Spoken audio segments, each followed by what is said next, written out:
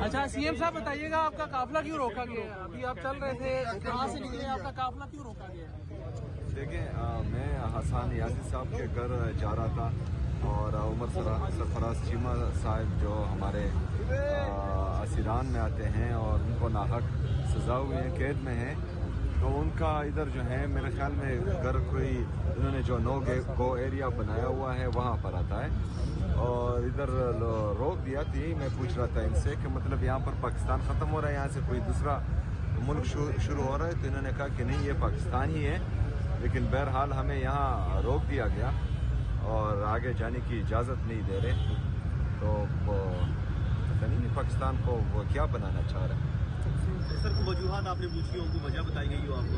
वजह ही तो नहीं बताते हैं। कल से जो है मैं लगा हुआ हूँ कि आप जो है कह रहे हैं कि यहाँ इजाज़त नहीं है, तो ये मुझे रिटर्न में दें कि इजाज़त नहीं है। किस कानून के तहत इजाज़त नहीं है? बगैर गनमैन के जाना चाहती हैं, जो सरकारी इनकी पुलिस है उसके बगैर जाना चाहती हैं, तब भी नहीं जाने सीएम साहब बार बार कहते हैं कि पूछ के बताते हैं, तो इसकी किससे पूछना होगा इनको सर?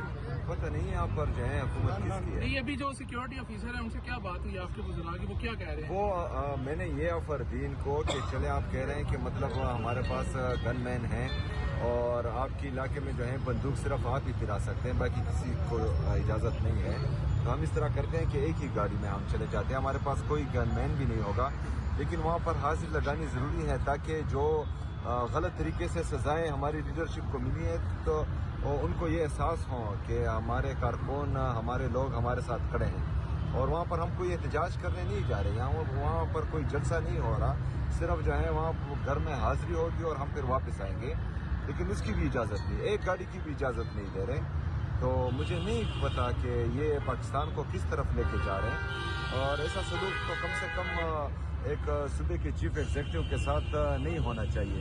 और मुसलसल आज तीसरा दिन है हमारा, और हमारे साथ ये रवैया होता आ रहा है, ये गलत पैगाम दे रहा है पूरे पाकिस्तान को, और इससे नफरतें मजीद बढ़ेंगी। और ये असल में चाहते हैं कि जिस तरह शहबाज शरीफ डिग्गियों में जाया करते थे और ये एक्सपेक्ट करते कि हम कोई डिग्गियों में जाएंगे, हम डिग्गियों में जाने वाले लोग नहीं। बिस्मिल्लाहिर्रहमानिर्रहीम, इय्याका नअबुदु व इय्याका नस्तईन।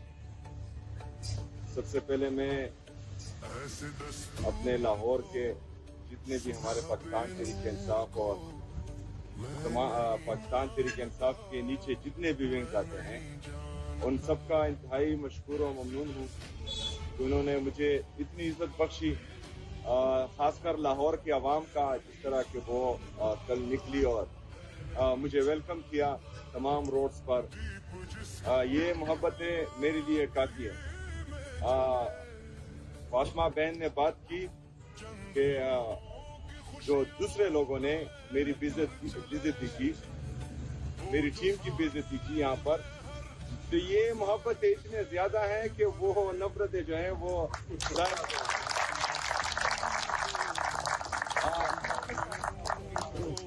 मेरे लाहौर के पाकिस्तान तहरीक इंसाफ के शेरों, इमरान खान के टाइगर जितने भी हैं, आपने किसी का इंतजार नहीं करना, क्योंकि ना ही आपके लिए अभी तारिक बिन जियाद आएगा और ना ही मोहम्मद बिन कासिम आएगा। आप में से हर बंदा जो है खुद ही तारिक बिन जियाद बनकर, मोहम्मद बिन कासिम बनकर जालिमों और जाबिरों का मुकाबला आपको करना।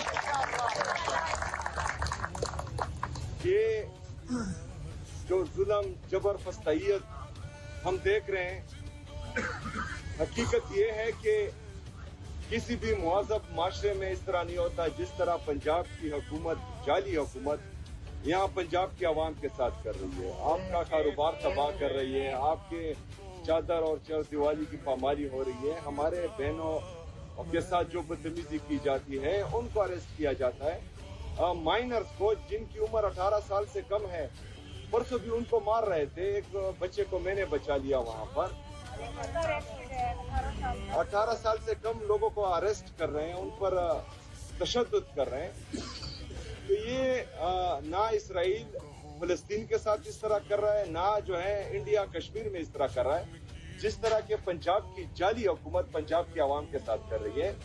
और ये इनकी जहन की अक्कासी है یہ ذہنی طور پر اور اخلاقی طور پر اتنے پست ہو چکے ہیں کہ ان کو طاقت کے نشے میں، اقتدار کے نشے میں عوام نظر ہی نہیں آ رہی۔ بہرحال جس طرح 3 سال سے مسلسل آپ لوگ اس جبر کا مقابلہ کر رہے ہیں، میں بذات خود پورے پاکستان کی عوام، پنجاب کی عوام کو خراج تحسین بھی پیش کرتی ہے اور سلام بھی پیش کرتی ہے۔ ہم نے انشاءاللہ اسی طرح کڑے رہنا ہے، ان کا مقابلہ کرنا ہے۔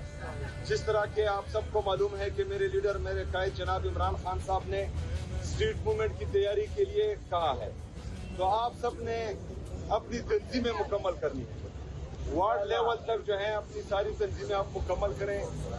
دوبارہ کال آئے گی انشاءاللہ تعالی، اور اسٹریٹ موومنٹ کی کال جب بھی آئے گی تو ہماری تنظیمیں تمام مکمل ہونی چاہیے، اور انشاءاللہ تعالی یہ حقیقی آزادی کی یہ جنگ ہم جیتیں گے انشاءاللہ تعالی۔ آپ سب کا، آپ کی سب کی سپورٹ، محبت کا بہت شکریہ، وما علینا الا البلاغ۔